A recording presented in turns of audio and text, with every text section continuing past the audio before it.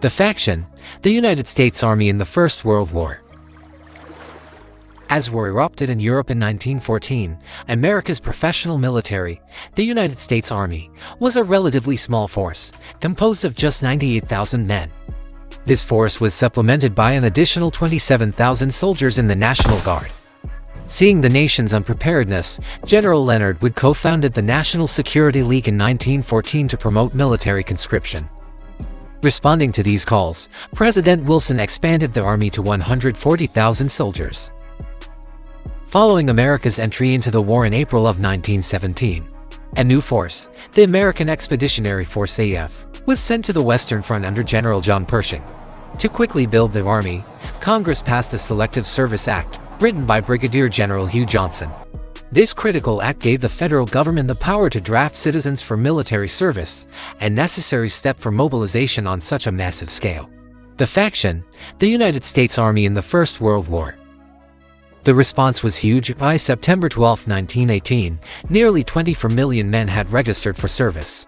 From this pool of registrants, 4 million men were ultimately drafted into the armed forces, with 2 million of them deploying to fight overseas. The buildup was rapid. By the summer of 1918, over 1 million American doughboys were stationed in France. These fresh troops were crucial in halting the German Spring Offensive, seeing action at the Third Battle of the Rhine and playing a pivotal role at the Marne River. As the tide turned, American forces participated in major Allied counteroffensives, including the battles of La Hamel and the Canal du Nord, before leading their own major assaults to break the German lines, most notably at the battles of Saint-Mihiel and in the massive Meuse-Argonne offensive.